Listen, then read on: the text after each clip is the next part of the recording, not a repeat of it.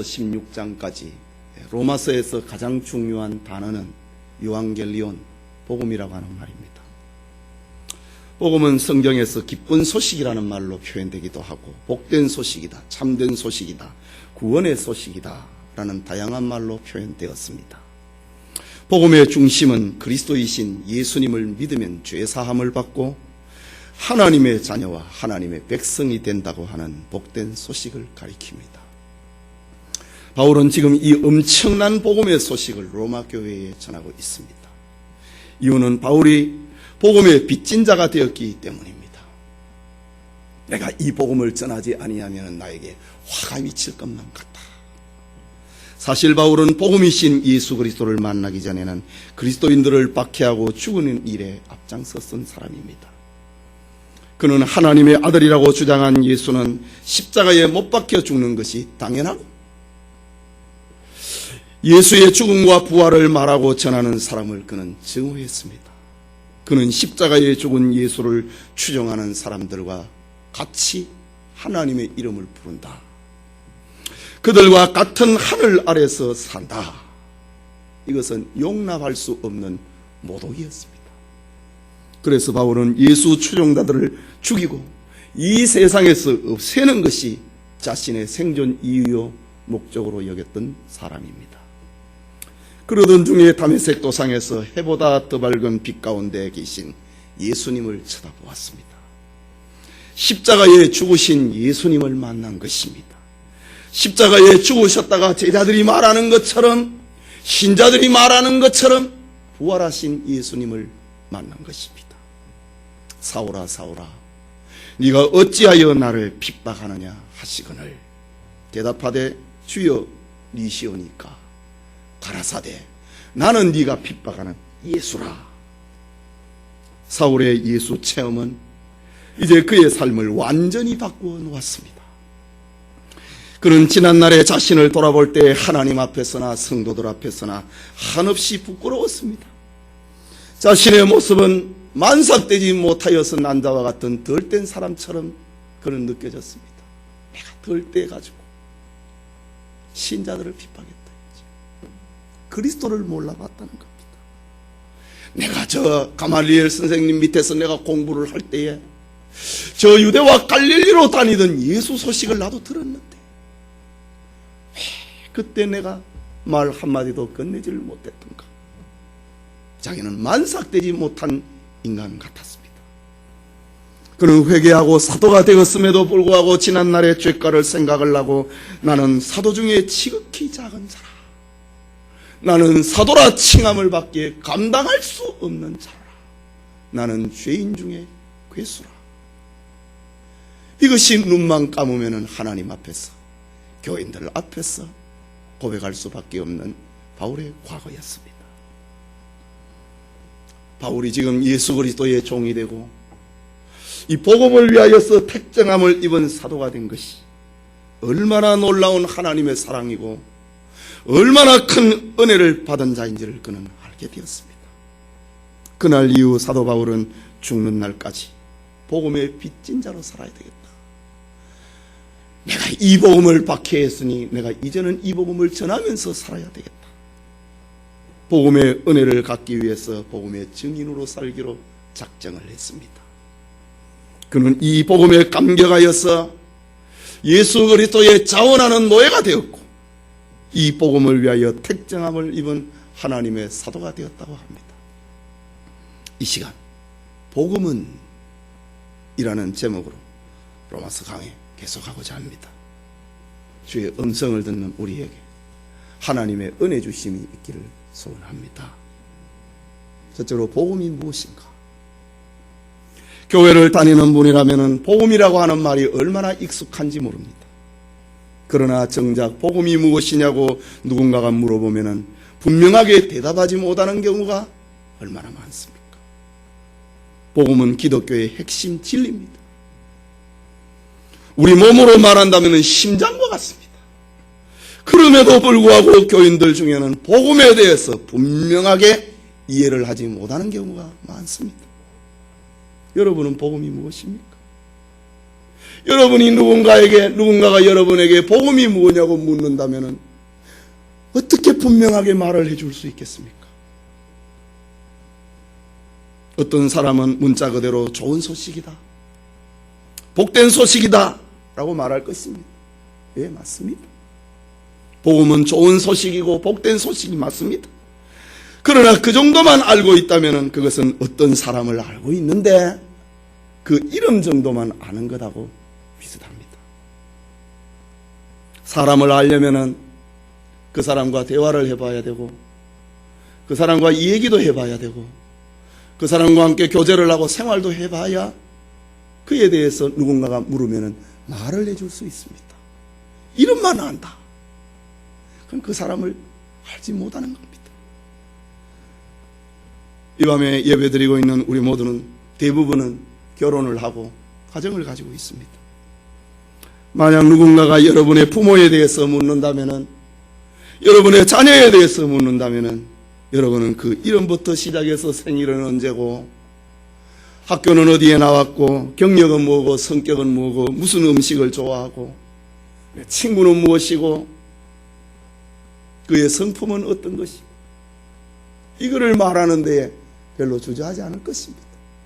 별로 어렵지 아니하고 정확하고 분명하게 말을 해줄 수 있을 것입니다. 왜 그렇습니까? 그는 여러분의 가족이기 때문입니다. 같이 살고 내 자식을 길렀고 내가 부모님을 모시고 있기 때문에, 그렇기 때문에 세상에서 그 누구보다도 내 가족에 대해서는 내가 잘 알고 있는 겁니다. 여러분, 우리가 믿는 복음도 이와 같아야 됩니다. 복음에 대해서 누가 물어볼 때에, 누군가에게 설명을 해줄 때에 막히지 아니하고 정확하게 거침없이 말을 해줄 수 있어야 복음을 아는 것입니다. 이를 위해서 우리는 복음이 무엇인지 정확하게 알아야 되고, 복음의 능력을 체험을 해봐야 됩니다. 복음을 머리로 알 뿐 아니라 가슴으로 알아야 된다는 말입니다. 머리로 안다고 하는 것은 지식적으로 아는 것이고, 가슴으로 안다고 하는 것은 체험하는 것이고 믿는 것입니다. 복음을 지식적으로 알려면 들어야 됩니다. 배워야 됩니다. 그리고 체험적으로 알려면 믿어야 됩니다. 그래야 복음이 능력이 되고 복음이 나를 변화를 시킵니다. 복음을 체험하지 아니하면 어떤 사람에 대해서 이름만 아는 것 같습니다. 복음을 체험을 해야 변화를 경험을 하게 되고, 내가 변화를 경험을 해야 나를 통해서 또 다른 사람을 변화시킬 수 있는 것입니다. 오늘 본문의 사도 바울은 예수 그리스도의 종으로서, 사도로서 헌신적인 삶을 살 수 있었던 것은 그가 복음을 알았습니다. 그리고 그가 복음을 체험을 했습니다. 믿었습니다. 복음의 능력을 알았습니다. 그렇기 때문에 바울을 통하여서 수많은 교회가 세워지고 수많은 사람들이 변화를 받고 있는 것입니다. 여러분, 옛날이나 지금이나 능력 있는 신앙인들의 공통적인 현상이 있다면 그것은 한결같이 예수 그리스도의 십자가에 대해 알 뿐만 아니라 그를 인격적으로 체험을 했다고 하는 겁니다. 인격적인 체험이라고 하는 거기에는 눈물이 있고 감격이 있고 사랑이 있습니다. 그 사랑에 붙잡히게 됩니다. 죽음도 불사하고 복음을 위하여 몸과 생명을 바치는 일에 앞장설 수 있는 것입니다. 복음을 지식적으로 알아가지고는, 머리로 알아가지고는 그게 눈물이 없습니다. 사랑이 없습니다. 감격이 없습니다. 목숨을 못 내놓습니다. 그러나 복음을 체험을 하면 목숨을 내놓습니다. 살아도 주를 위하여 살고 죽어도 주를 위하여 죽는 것. 그것은 복음을 체험한 사람만이 할 수 있는 것입니다. 이 복음을 알고 이 복음을 체험을 한 사도 바울은 지금 로마교회 성도들에게 이 복음을 자세하게 그리고 간략하게 그리고 분명하게 전달을 하고 있는 것입니다. 그것이 2절에서 4절까지 말씀입니다. 같이 읽읍시다. 2절에서 4절. 이 복음은 하나님이 선지자들로 말미암아 그 아들에 관하여 성경에 미리 약속하신 것이라. 이 아들로 말하면 육신으로는 다윗의 혈통에서 나셨고 성결의 영으로는 죽은 자 가운데서 부활하여 능력으로 하나님의 아들로 인정되셨으니 곧 우리 주 예수 그리스도시니라. 바울은 참 학자답게 복음에 대해서 정확하게 이 석절로 정리를 합니다. 바울은 로마서를 통해서 로마서 전체가 복음이 무엇이냐에 대해서 말을 하고 있는데 그 로마서 전체의 서론이 로마서 1장이고 로마서 1장의 요약이 2절에서 4절까지입니다. 차곡 한 입에 딱 넣을 수 있도록 바울은 그렇게 복음을 요리를 합니다. 16장까지를 복음을 어떻게 다 입에 넣습니까? 로마서 1장을 어떻게 다 입에 넣을 수 있습니까? 딱 한 입에 넣을 수 있도록 2절에서 4절까지 정확하게 바울은 복음에 대해서 정리를 합니다. 2절에서 우리 한글 성경에는 미리 약속하신 것이라 문장이 바뀌어지는 걸로 되어 있지만은 2절에서 4절까지 헬라 문장은 하나의 문장으로 되어 있습니다. 2절에서 4절까지 조금 긴 것 같지만은 그러나 자세하게 보면은 아주 간단합니다.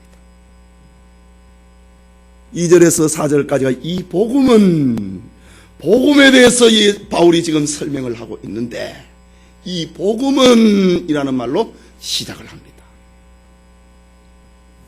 그리고 2절 중간에는 그 아들에 관한 것이라 이야기를 합니다.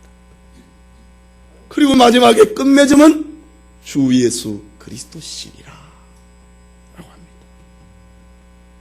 그러니까 복음은 하나님의 아들 예수 그리스도시니라. 이게 복음입니다. 이것이 2절에서 4절까지의 주어, 동사, 목적입니다.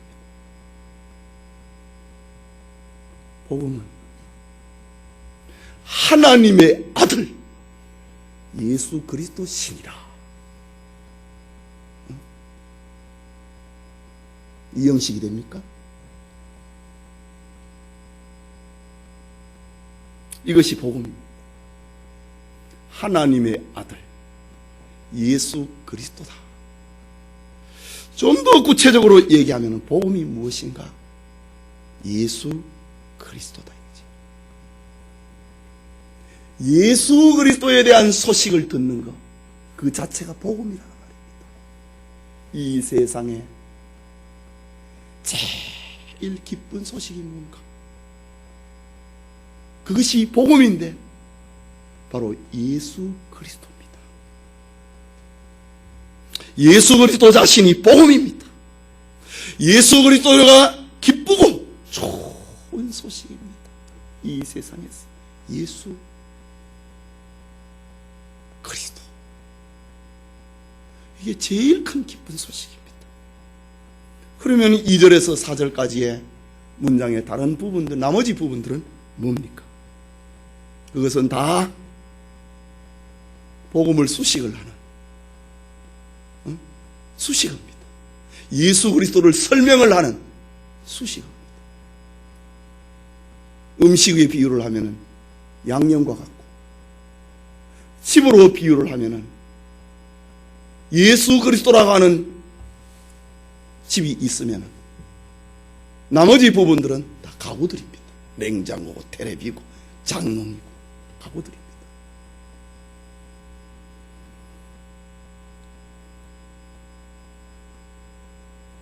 그렇다면 복음이 무엇이냐? 라는 질문에 당황하거나 머뭇거릴 필요가 없는 것입니다. 복음은 예수 그리스도다. 라고 말하면 되는 겁니다. 그래서 죽어가는 사람에게 엄마 예수 불러, 예수 해봐. 딱 간단하게 예수 불러라.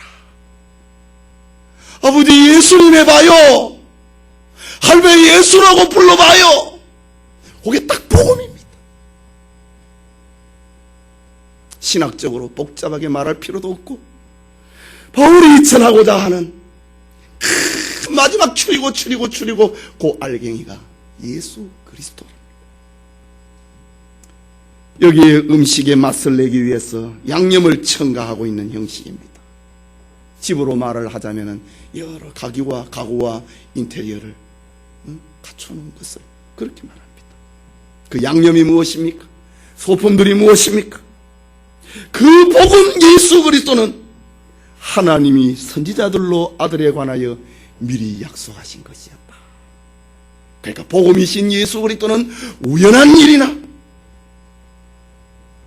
돌발적인 사건이 아니고 선지자들을 통해서 미리 얘기한 것이었다. 그게 구약 아닙니까? 또 다른 복음의 양념이 무엇입니까?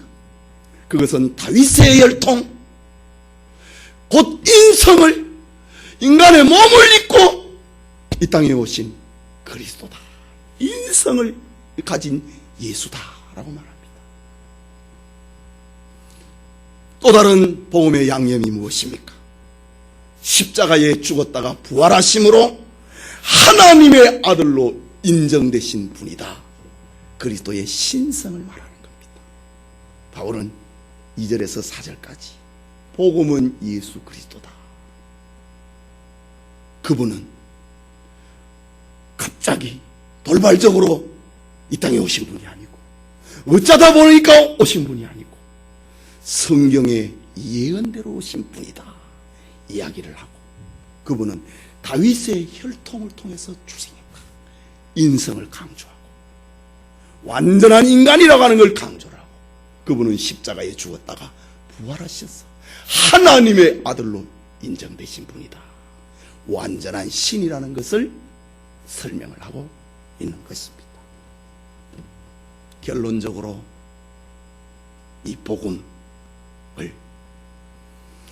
하나님께서는 이 복음을 예수 그리스도, 복음은 예수 그리스도다. 이 복음을 믿는 사람은 죽지 않고 영생한다. 이것이 복음입니다. 복음은 예수 그리스도다.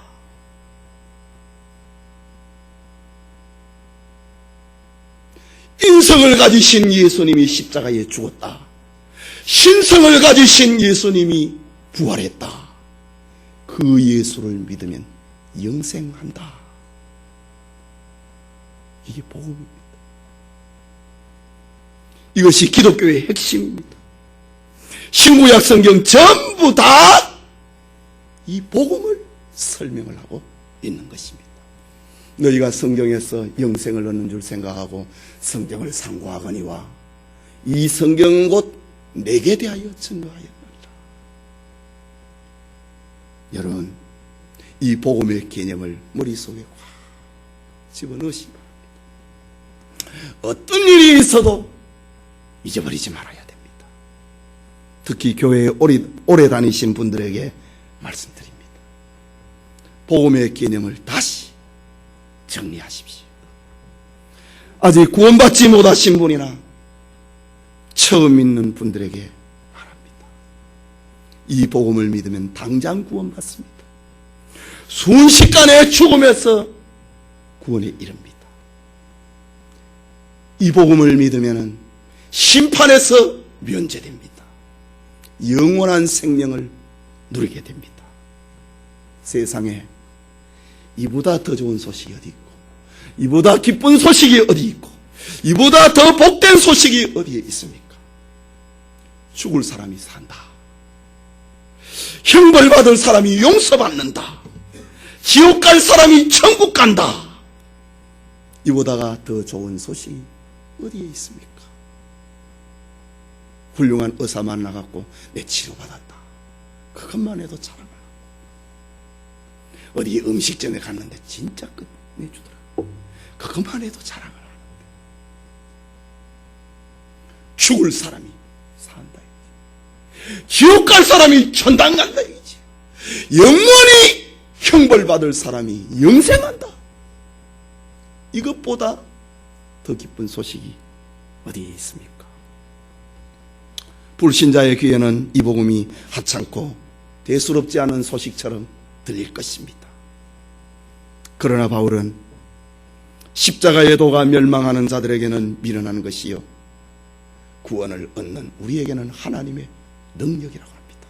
능력이다 이죠. 예수 그리스도, 그의 이름을 부르면은, 그를 믿으면 영생한다. 멸망하는 자들에게는 이 얼마나 어리석은 말처럼 들립니까? 그러나 구원을 얻는 우리에게는 하나님의 능력이라고 했습니다. 예수님의 탄생을 들려준 가브리엘 천사는 요셉에게 이야기를 합니다. 아들을 낳으리니 이름을 예수라 하라. 이는 그가 자기 백성을 저희 죄에서 구원할 자이심이니라 라고 말을 했습니다. 여러분, 오늘날 교회에서 이 복음의 진리가 선포되어야 됩니다. 이 복된 소식이 성도들의 귀에 자주 들려야 됩니다. 예수 그리스도가 누군지, 그분이 무엇을 하였는지 자주 말해야 됩니다.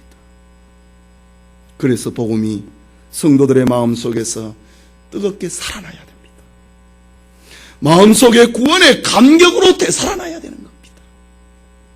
그렇지 아니하면 기독교의 가장 중요한 것을 잃어버리는 것이 됩니다. 이 복음을 듣지 못하면 기독교의 가장 중요한 것을 저 쓰레기통에 버려버리는 것과 마찬가지입니다.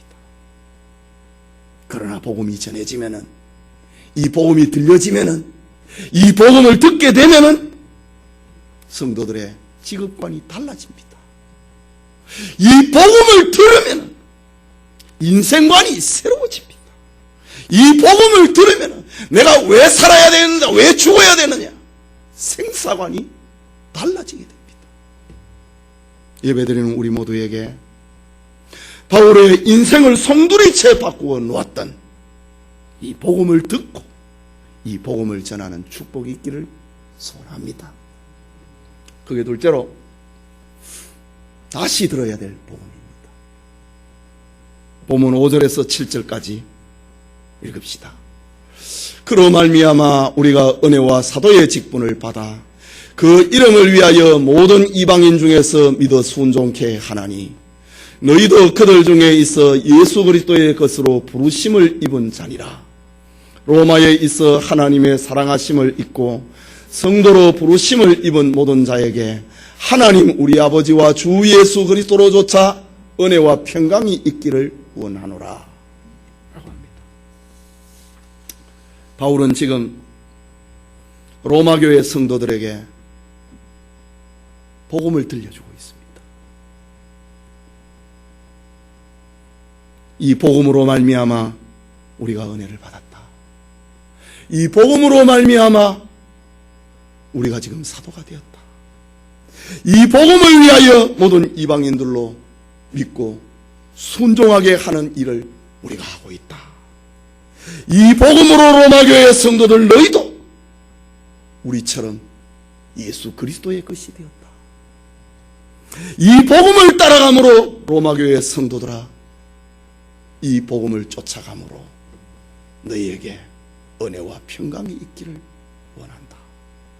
바울은 지금 복음을 전하고 있습니다. 복음의 결과를 전하고 있습니다. 이 복음 때문에 우리가 은혜를 받았고 사도가 됐다. 이 복음으로 말미암아 이방에 있는 수많은 사람들이 믿게 됐고 이 복음에 순종하게 되었다. 이 복음으로 말미암아 로마에 있는 너희들도 우리와 똑같이 예수 그리스도의 소유가 됐다. 이 복음을 쫓아가면은 은혜가 있고 평강이 있다 라고 들려줍니다. 여러분, 바울의 복음 편지를 듣고 있는 로마교회 성도들이 누구입니까? 그들은 이미 예수 믿고 있는 사람들입니다. 바울이 이 편지를 쓸 때에는 로마교회는 적어도 20년 이상 된 교회입니다. 바울이 3차 전도 여행 말기에 58년경에 이 편지를 썼으니 이 스데반의 박해로 말미암아 흩어진 사람들이 로마에 가서 교회를 세웠어요. 20년 이상 된 교인들입니다. 그렇다면 이 복음을 듣고 있는 사람이 초신자이란 말입니다. 그런 사람들에게 바울은 지금 내가 너희에게 복음을 전하기를 간절히 원하고 있다. 박 권사님, 예수 믿은 지 몇 년 됐습니까? 하도 오래돼가. 강 권사님 몇 년 됐습니까? 뭐 한 3, 40년 됐겠네. 60년 됐어. 하도 오래돼갖고. 이양순 권사님 예수 믿은 지 몇 년 됐습니까? 응? 20년 넘어. 하도 오래돼가지고 헷갈리지. 김일환 집사님 예수 믿은 지 몇 년 됐습니까? 20년.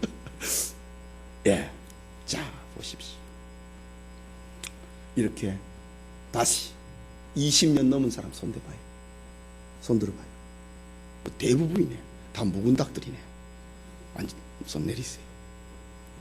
이렇게 20년 이상 된 교인에게 내가 너희에게 복음 전하기를 간절히 원한다. 그러면은 여러분 기분이 어떻겠어요? 여러분에게 제가 전도를 한다고 하면 기분이 어떻겠어요? 목사님, 나 권사예요. 나 안수집사예요. 대부분 안 그러겠어요?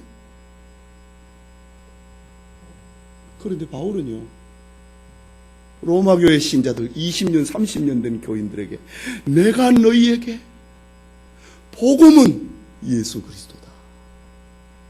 그분은 성경의 약속대로 오신 분이다. 그분은 다윗의 혈통으로 나셨고 십자가에 죽으셨다가 부활하심으로 말미암아 하나님의 아들로 인정되었다 라고 하면 신선한 충격으로 받겠습니까? 식상하겠습니까? 나 알고 있는데. 대부분 그럴 겁니다.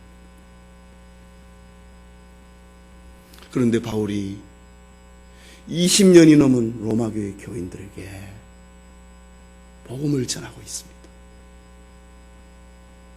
여기에는 바울의 깊은 뜻이 담겨 있습니다. 우리는 보통 복음이라고 하면은 안 믿는 사람들에게 전하는 것으로 생각합니다. 복음을 전한다라고 하면은 다 불신자들을 생각합니다.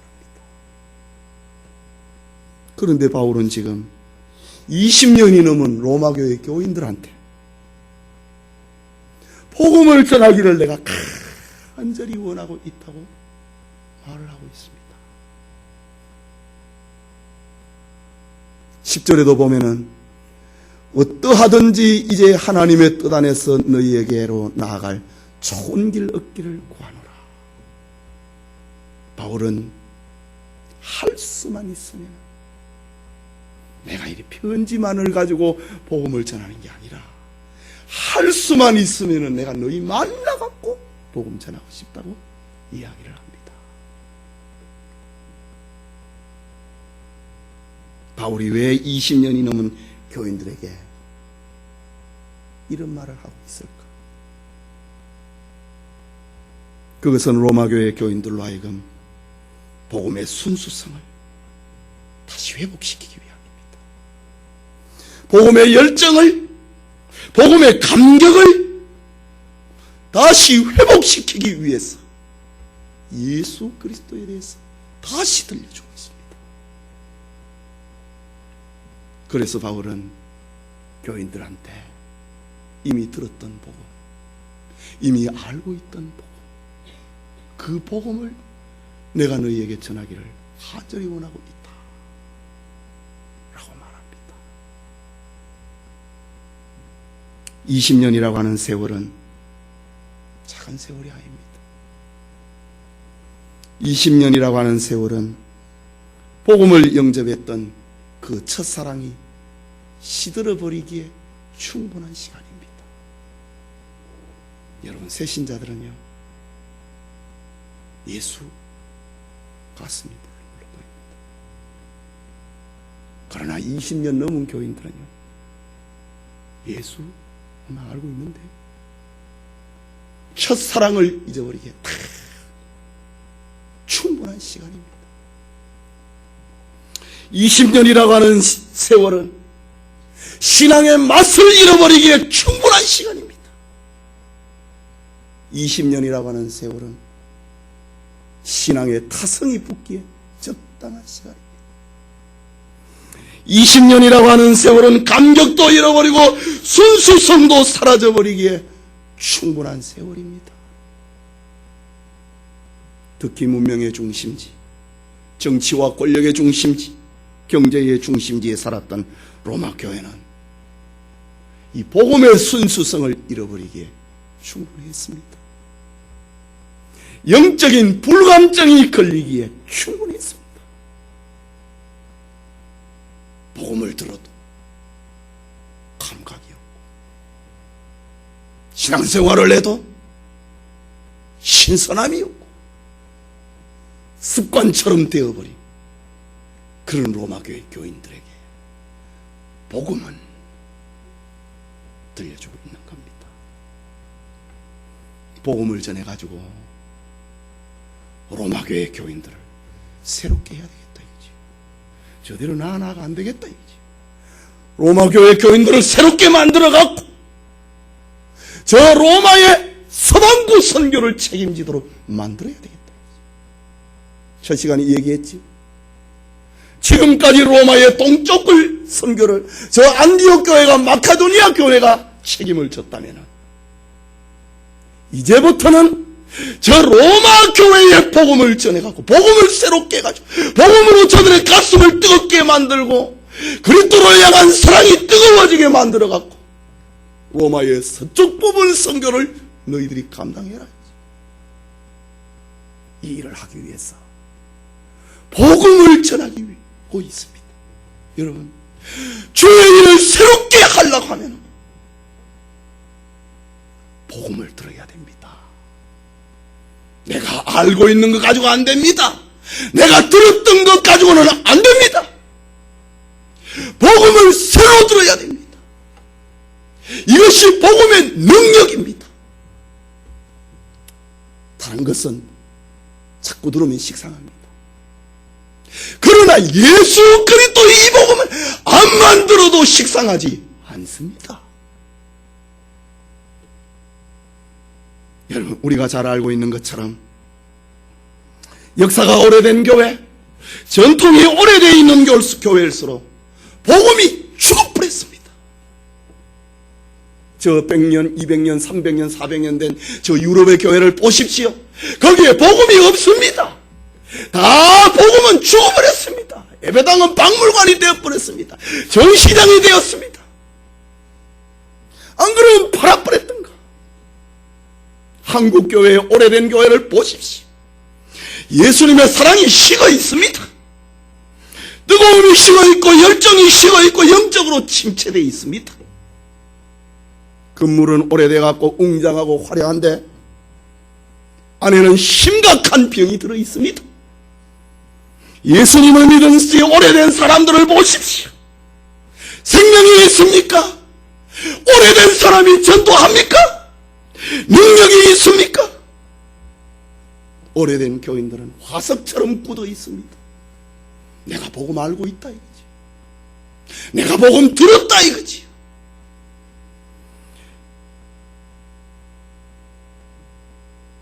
변할 줄을 모릅니다. 내가 장로다, 내가 권사다 이거지.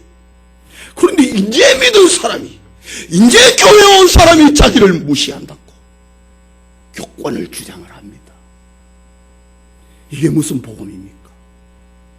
복음을 다시 들어야 됩니다. 복음은 낮아지는 거고 겸손하게 되는 건데 복음의 생명력을 잃어버렸니? 내가 누군데 이 교회를 위해서 내가 어떻게 살았는데 인제 온 사람이 나를 무시한다고. 복음 다시 들어야 됩니다. 오래된 교회일수록 오래된 교인일수록 복음을 들어야 됩니다. 복음을 다시 들어야 됩니다. 십자가 앞에서 다시 깨어져야 됩니다. 그리스도의 사랑 안에서 다시 놓아져야 됩니다. 그래야 주의 일을 할 수 있습니다. 오늘의 한국교회를 보십시오. 얼마나 많은 교회와 성도들이 십자가의 복음에서 멀어져 가고 있습니까? 부활의 복음이 잊혀져 가고 있습니까? 있어야 될 복음의 자리에 기복신앙이 자리를 잡고 있고, 있어야 될 복음의 자리에 귀신을 쫓아내는 축사신앙이 자리를 잡고 있고, 변질된 복음으로 채워지고 있습니다. 예수 그리스도의 죽으심과 부활은 옛날 2000년 전에 있었던 하나의 사건이 되어버렸습니다. 모르는 사람 없습니다. 다 성탄절을 압니다. 다 부활절을 압니다. 그러나 십자가가 성도들의 가슴에서 감격이 없습니다. 예수 그리스도의 죽음은 1년에 한 번씩 고난주간에 생각을 하는 기념일이 되어버렸습니다. 예수님의 부활은 부활절의 메시지로 장식이 되고 말았습니다. 초대교회의 성도들과 과거의 신실한 성도들을 흔들어 놓았던 십자가의 사건은 아득한 옛날로 되어가고 있습니다. 십자가와 예수 그리스도의 죽음을 말하는 목사는 흑별 논리를 말하는 사람이고 시대에 뒤떨어진 목사라고 취급을 받고 있습니다.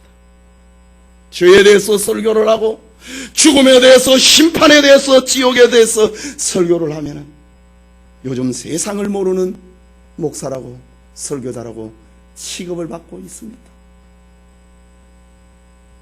교인들이 한 주간 동안에 세상에서 살다가 피곤해 지쳐서 교회에 왔는데 목사는 그들에게 평안을 주어야지 위로의 설교를 해주어야 된다고 합니다.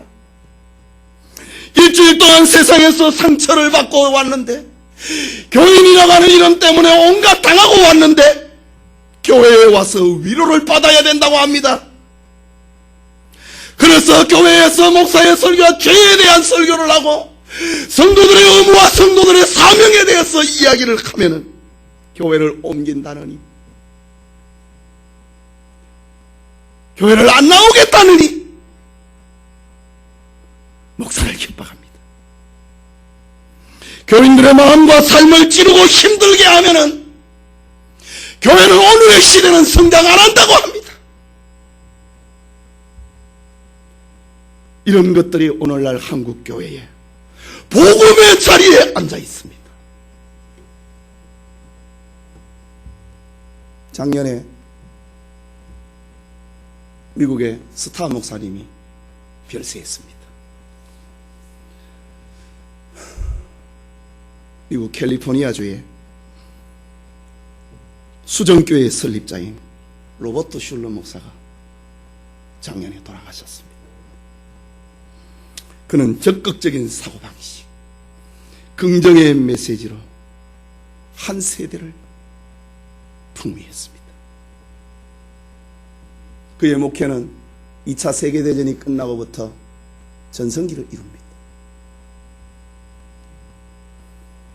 2차 세계대전이 끝나고 난 다음에 50년대부터 미국의 자동차 문화가 급증을 합니다. 그때의 로버트 슐러 목사님은 기막힌 착안을 합니다.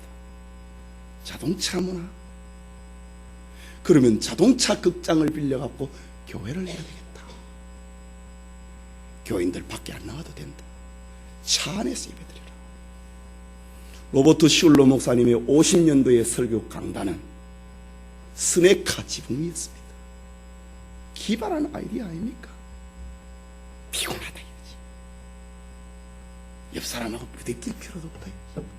너 자가용 안에서, 여러분 자동차 극장에 가면 전부 자기 차 안에서 영화 보는 거 아닙니까?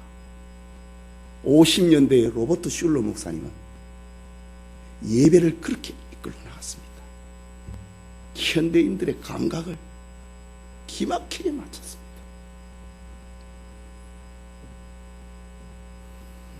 차 안에서 예배 드리는 교회,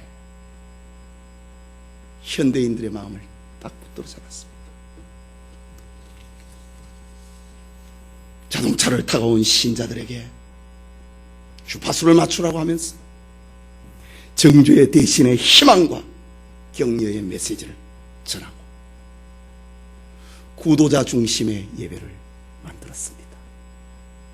너희들 중심으로, 너희들이 얼마나 피곤하냐, 너희들이 세상에서 얼마나 찌들려느냐, 나올 필요 없다, 내가 들어가겠다.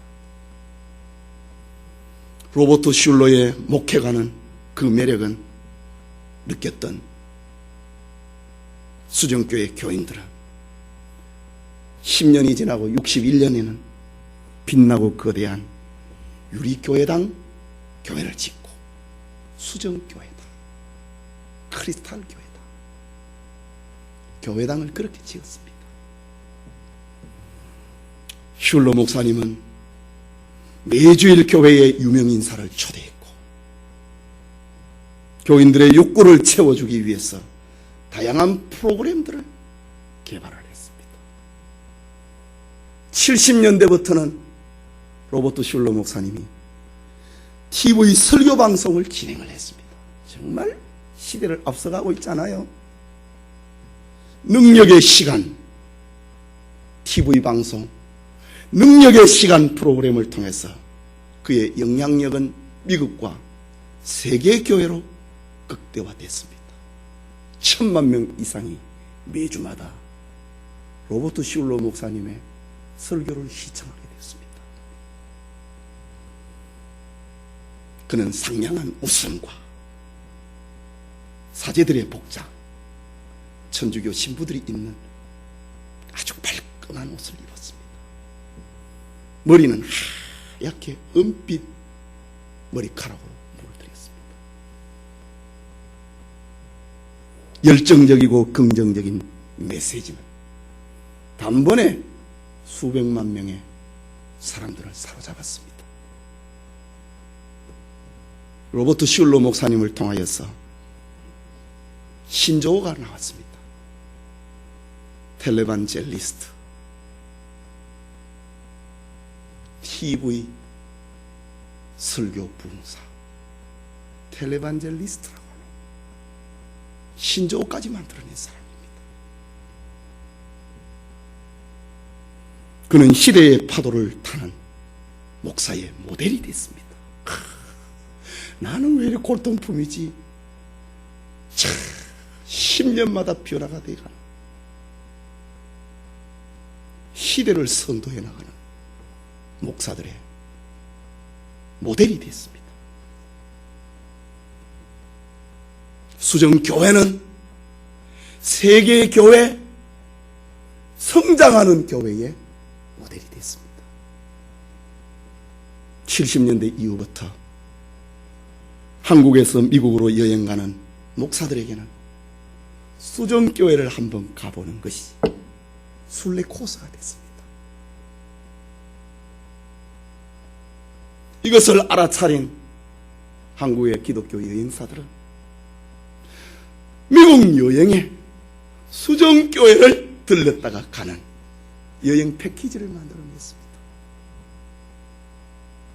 슐러 목사는 2007년에 한국교회의 초청을 받아서 목회자 세미나를 인도하면서 한국교회 목사들을 따갑게 충고하기 시작했습니다. 여러분, 죄에 대해서 설교하지 마십시오. 대신 용서에 대해서 설교하십시오. 심판에 대해서 말하지 마십시오. 대신 은혜에 대해서 말하십시오. 부정적인 것보다는 긍정적인 것을 설교하십시오. 그래야 교회가 성장합니다. 많은 한국교회 목사님들은 부끄러웠습니다.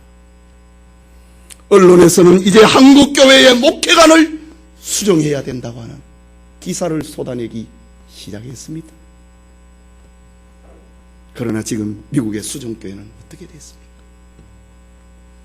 수정교회 성도들은 세월이 지나자 예수 믿으면 복받는다, 번영의 신앙, 우리에게는 더 좋은 미래가 있다, 희망의 신앙, 부정적인 것 생각하지 말자, 긍정적이고 적극적인 사고방식이 아니라 복음을 듣고 싶었습니다. 예수 십자가와 부활에 대한 메시지를 듣고 싶었습니다. 성도들은 복음에 목말라지기 시작했습니다. 성도들이 복음을 듣고 싶어하는 것은 영적인 본능입니다.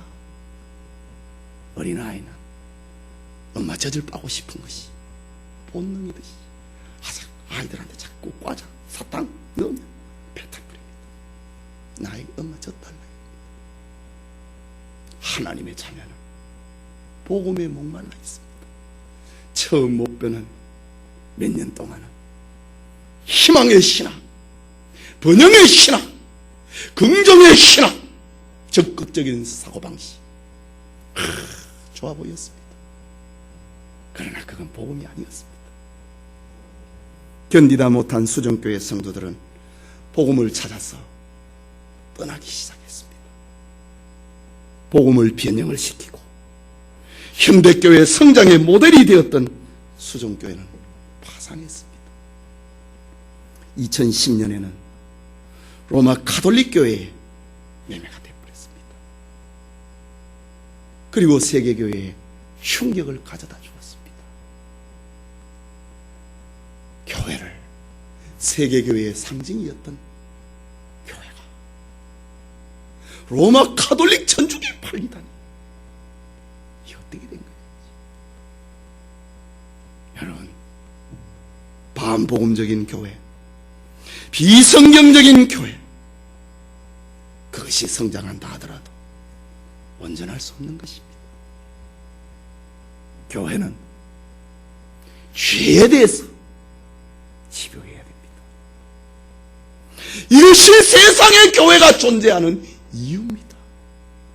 죄에 대해서 교회가 말하지 않으면 누가 말을 해줍니까? 성도들로 하여금 죄의 심각성에 대해서 깨닫도록 만들어줘야 됩니다. 죄로 인해 더러워져 있는 자기 모습을 보도록 만들어줘야 됩니다. 죄와 심판에 대한 자각이 없이는 하나님의 은혜는 아무 소용이 없는 겁니다.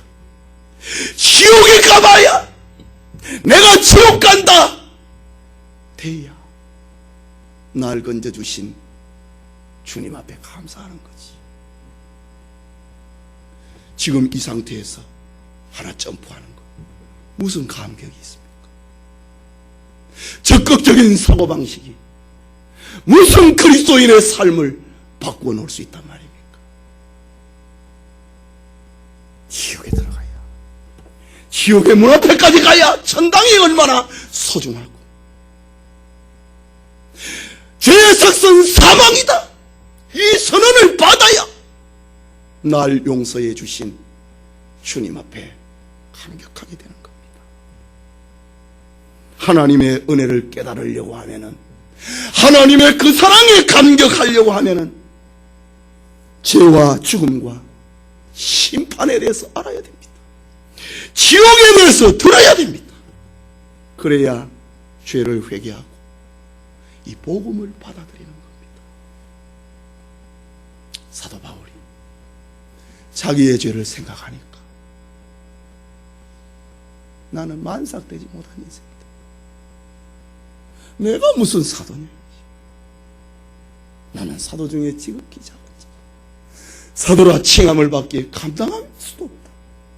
나는 죄인 중에 괴수다. 지옥에 들어가도 제일 밑바닥에 들어가야 될 인생이다. 그런데 주님이 그를 건져내 줬다. 그 은혜의 감격에서 바울은 내가 주의 노예로 살겠습니다. 이제 내 생각은 접겠습니다. 주님의 말이 내 말이 되고 주님의 걸음이 내 걸음이 되고 주님의 방향이 내 방향이 되고 주님의 목적이 내 목적이 되겠습니다. 바울은 자원해서 지옥에 너무너무 고통해서 견뎠기 때문에 이제 복음을 바울은 풀어나갑니다. 자기 감정을 풀어나갑니다. 그 절정이 로마서 7장에 가게 됩니다. 오라, 나는 공고한 사람이로다.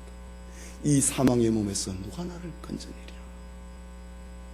그리스도 예수 안에서는 결코 정죄함이 없는 복음으로 해방되고 있는 자기 감정을 얘기를 하는 겁니다. 성령이 충만했던 베드로가 예루살렘에서 십자가에 못 박아 죽은 예수를 전했습니다. 너희들이 죽였다고 했습니다. 너희들이 살인자라고 했습니다. 하나님의 약속대로 오신 메시아를 너희 조상들처럼 너희도 죽였다고 했습니다. 죄를 지적을 해주니까 베드로의 설교를 듣고 있던 사람들이 저희가 이 말을 듣고 마음에 찔려 베드로와 다른 사도에게 물어 가로되 형제들아 우리가 어찌할꼬 우리가 저질러 나쁘려는데 어쩌면 좋겠느냐.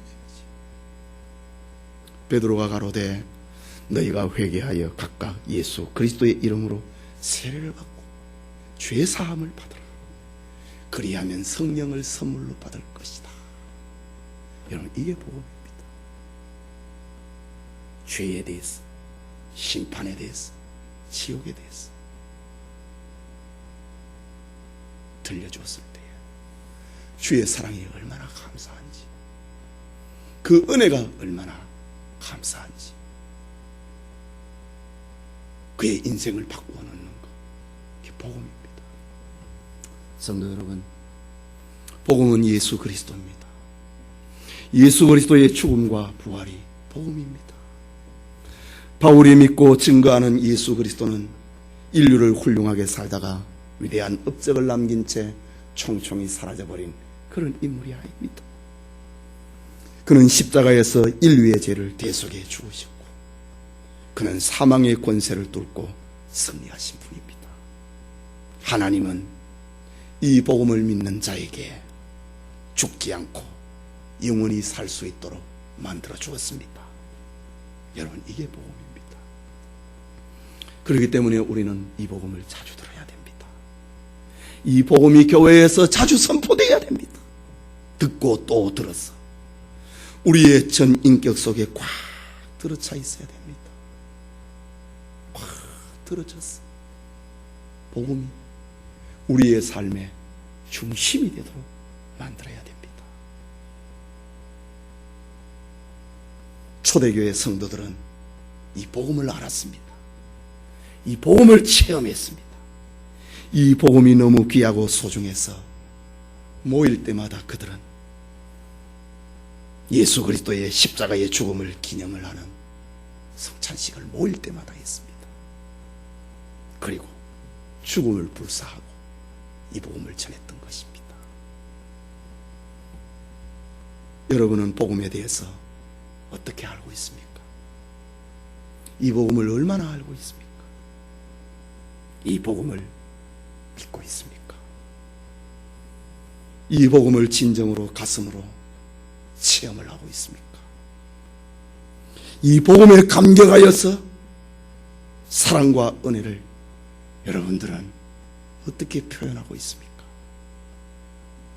여러분의 복음 앞에서의 뜨거운 눈물은 어디에 있습니까? 십자가를 볼 때에 어떤 감동, 어떤 감격이 바라고 있습니까? 복음을 들을 때에 주를 위해서 살고 싶은 마음이 듭니까? 복음을 들을 때에 나는 그리스도의 종이라고 하는 그런 마음이 듭니까?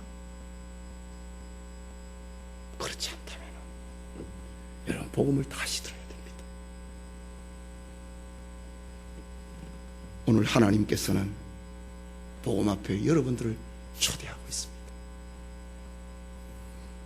아직 구원받지 못했다고 생각하는 이가 있습니까? 이 복음을 믿으시면 구원은 바로 여러분 앞에 있습니다. 믿음으로 그것을 성취하면 됩니다. 영원한 생명이 이 복음 앞에 약속이 되어 있습니다. 복음을 믿고 구원을 받았지만은 열정을 잃어버리고 순수성을 잃어버리고 감격을 잃어버렸다고 생각하는 이가 있습니까? 다시 복음을 들으십시오. 오늘 말씀은 바로 그런 자들을 위해서 준비된 것입니다. 과거에 뜨거웠던 마음으로, 과거에 뜨거웠던 마음을 복음으로 새롭게 하십시오. 이름뿐인 신자라고 하는 불명예스러운 굴레에서 벗어나십시오. 복음을 통해서 우리의 날이 다시 새로워지는 은총이 있기를 소원합니다.